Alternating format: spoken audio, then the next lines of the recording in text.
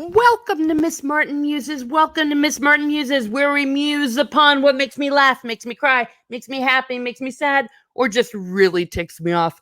Well, I'm starting a series of something that makes me very, very happy, which was somewhat inspired by something that really ticks me off. A stupid Lord of the Rings website, which shall go unnamed because I think they're fishing for some eyes on their channel, as the Amazon series for some Lord of the Rings-ish series is upcoming. And I am not going to give it to them, even though I am a meager little channel. So there. The series that I'm starting is about Tolkien. The man Tolkien. Who the heck was he?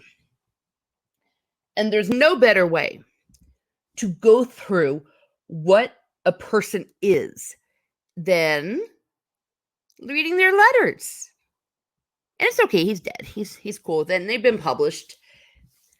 I have tons and tons and tons of notes in a very old-fashioned way done on note cards. That's what we did back in the day in the 90s and early 2000s. From a speech series I did a speech tour on J.R.R. Tolkien.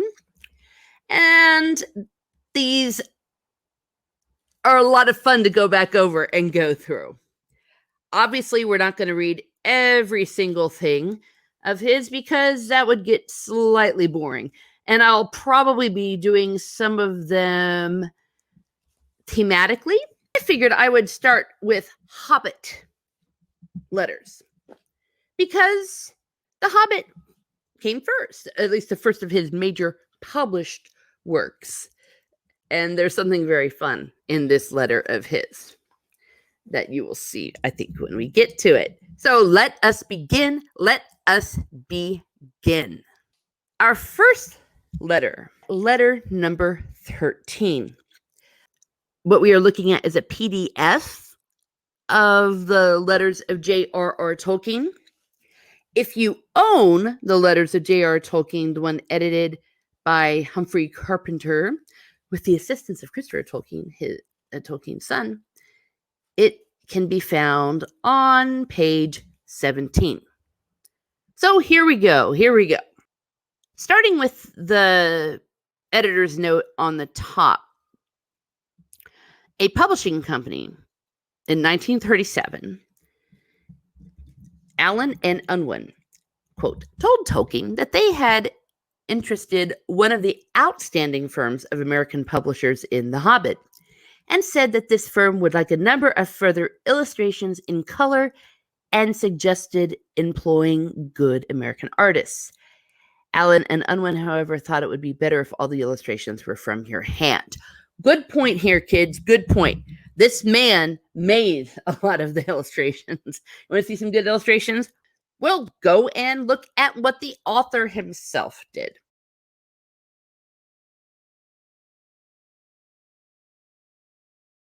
This man was incredibly talented, and his world building was thorough.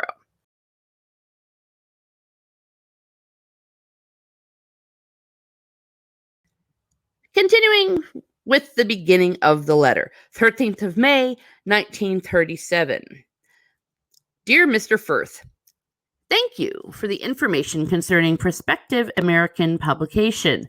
Could you tell me the name of the firm and what are likely to be the financial arrangements? Well done, Tolkien. Well done. As for the illustrations, I am divided between knowledge of my own inability and fear of what American artists, doubtless of admirable skill, might produce. What a guy! What a guy! Aren't you being charitable? Yes, you are. Continuing. In any case, I agree that all the illustrations ought to be by the same hand. 4 professional pictures would make my own amateurish productions look rather silly. Well, okay. I think you're awesome, Tolkien. I have some quote-unquote pictures in my drawer. But though they represent scenes from the mythology on the outskirts of which the Hobbit had his adventures, they do not really illustrate his story.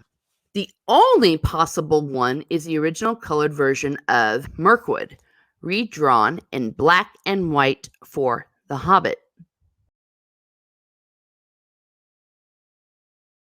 I should have to try and draw some 5 or 6 others for the purpose.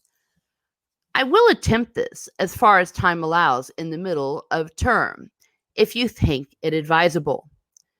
But I could not promise anything for some time. Perhaps the matter does not allow of much delay. It might be advisable, rather than lose the American interest, to let the Americans do what seems good to them, as long as it was possible.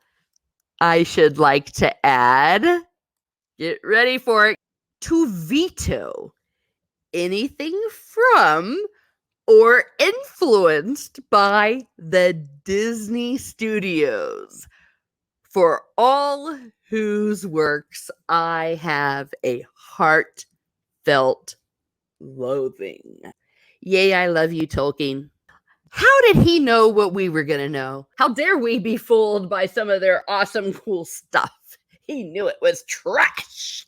It was trash, I tell you, trash. And now I can say that I proudly stand with Tolkien. Continuing. I have seen American illustrations that suggest that excellent things might be produced, only too excellent for their companions. But perhaps you could tell me how long there is before I must produce samples that might hope to satisfy transatlantic juvenile taste, or its expert connoisseurs. Yours sincerely, J.R.R. Tolkien.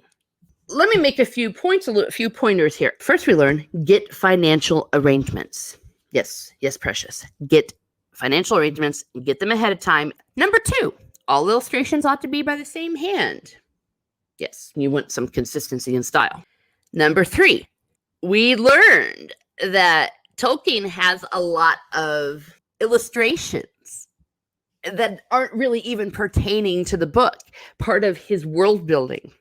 Number 4, J.R.R. Tolkien did not like Disney, a heartfelt loathing. And number 5, he's seen American illustrations that suggest excellent things might be produced, only too excellent for their companions. So he's not knocking Americans here, not knocking American illustrations or illustrators.